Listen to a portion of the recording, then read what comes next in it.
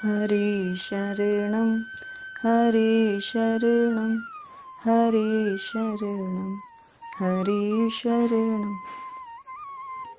जय श्री कृष्ण। संडे सत्संग में सभी का स्वागत है। शुरू करते हैं आज का सत्संग। शरणागत साधक का स्वरूप क्या है,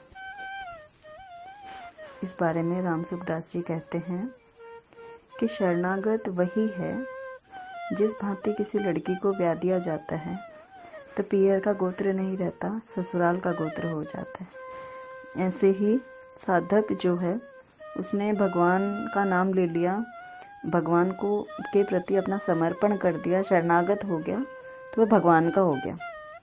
फिर वो संसार के योग्य नहीं रहा। सेवा तो कर सकता है पर यहाँ का हो नहीं सकता, भगवान का ही हो जाता है। जैसे एक लड़की की शादी के बाद जब वो अपने पियर आती है तो उसके माँ बाप ही उसको मेहमान की तरह ट्रीट करते हैं, और जब वो ससुराल में रहती है तो उसका ये भाव रहता है कि ये मेरा घर है। बस ऐसे ही भक्त का परिचय होता है कि वो संसार में रहकर भगवान का हो जाता है, गुरु का हो जाता है। तो या तो वो गुरु के आश्रम में रहने लगता है या अपने घर पे रहकर भजन साधन करने लगता है।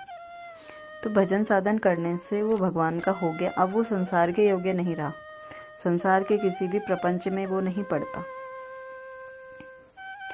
क्योंकि अगर हम संसार से कुछ चाहते हैं तो संसार की प्राप्ति में फिर भी देरी लगती, लेकिन भगवान की प्राप्ति में देरी नहीं। भगवान से अपनापन होते ही भगवान अपने हो जाते। लड़की पियर आती है तो वो उस घर को अपना नहीं मानती, उसे यूँ लगता है कि पिता का घर है, भाई का घर है, माँ या भाभी का घर है। वहाँ वो कुछ समय मदद करने के लिए आ जाएगी, रहने के लिए आ जाएगी, पर अपना घर तो अपना घर ही होता है। बस इसी तरह भक्त का हो जाता है, संत का स्वभाव हो जाता है कि भगवान को अपना मान लिया, अब भगवान ही भगवान। भगवान जो खिलाएं वो खाएं, वो जैसे रखें वैसे रहें, जो वे सुलाएं तो उनकी गोद में सोएं, खाएं तो उनकी मौज में खाएं, रहें तो उनके पास रहें। जीव जंतु पेड़ पौधे मनुष्य सब अपने अपना कुटुंब लगने लगता है। भक्त को हर जगह अपना कृष्ण ही नज़र आता है, अपना इष्ट ही नज़र आता है। और शरणागत साधक के लिए सर्वोपरि साधन है नाम जप। जितना अधिक नाम जप किया जाता है उतना ही अंतर चेतना जागृत होती है। मस्त हो जाता है भक्त कीर्तन करते करते, संसार को भूल जाते हैं, आनंद ही आनंद हो जाता है। पायो जी मैंने राम रतन धन पायो। मीरा को जब रैदास जी मिले तो मीरा गिरधर की हो गई और अधिक हो गई। मीरा की प्रेम शुरू से था कृष्ण से, लेकिन रैदास जी के मिलने के बाद भीतर जागृति आ गई। रैदास जी ने मन के एक तारे पर कृष्ण नाम जप की प्रेरणा दी, तो वो श्वासों की माला पे जब कृष्ण नाम सुमरने लगी तो वो एक अंतर चेतना इतनी जागृत हो गई कि गिरधर मिलने आने लगे।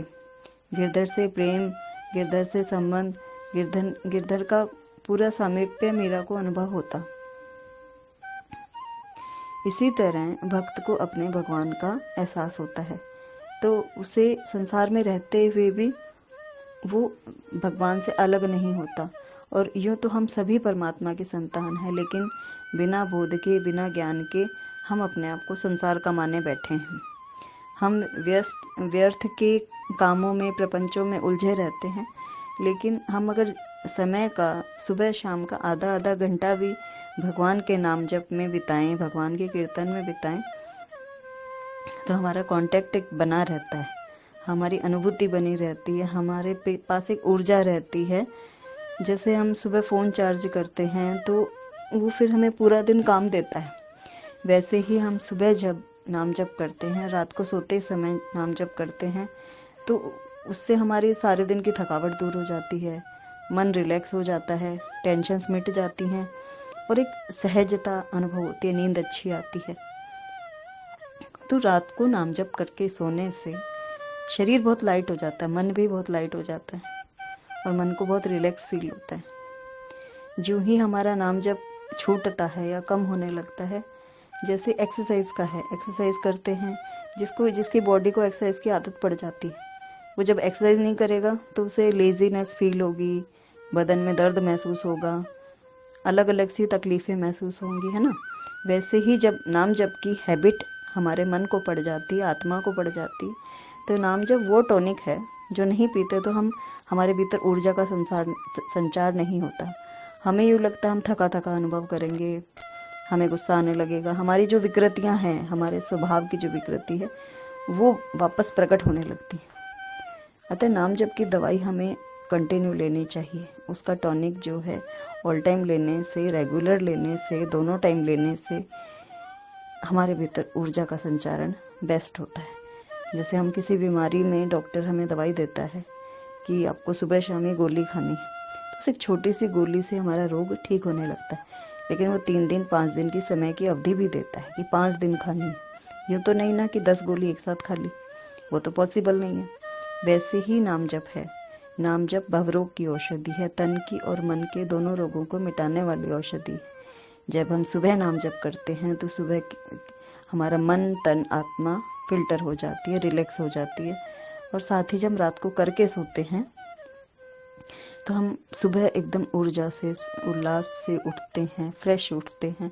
हमें भी अच्छा लगता है, मन एकदम सहज होता है।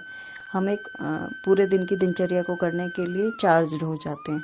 हमारी आत्मा खुश होती है, मन खुश होता है, हमारा भगवान से कांटेक्ट बना रहता है। अतः जीवन में गुरु का और इष्ट का होना नितांत आवश्यक है। गुरु के प्रति समर्पित साधक हर परिस्थिति में गुरु को अपने समक्ष खड़ा देखता है, क्योंकि गुरु हमारे शरीर से साथ हो ना हो, लेकिन मानसिक रूप से गुरु हमारे साथ हमेशा होते हैं। पारस तेरा गुण कैसा पलटा या नहीं लोहा, या तो तू पारस नहीं या बीच रहा बिछोहा। अविश्वास हो तो बात अलग है, लेकिन अगर विश्वास सच्चा हो, श्रद्धा सच्ची हो, समर्पण सच्चा हो, तो गुरु अपने समान ही अपने शिष्य को कर देता है। पारस फिर भी लोहे को कंचन ही करता है, लेकिन गुरु जो है, गुरु वो पारस है जो आपको पारस ही बनाता है।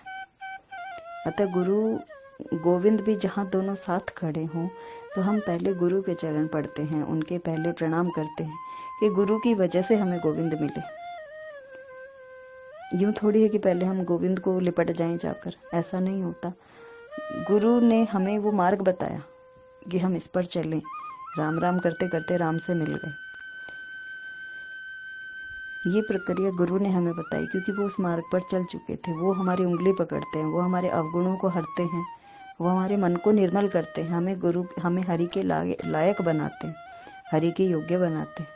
अतः गुरु का जो प्रयास होता है, उनके जैसे एक माँ बाप एक बच्चे को पालते हैं, तो बच्चा आज यूँ कलयुग का युग है कि बच्चे माँ बाप की किए हुए, अपने प्रति किए हुए कार्यों को भूल जाते हैं। उन्हें यूँ लगता है कि माँ बाप ने उनके लिए किया ही क्या।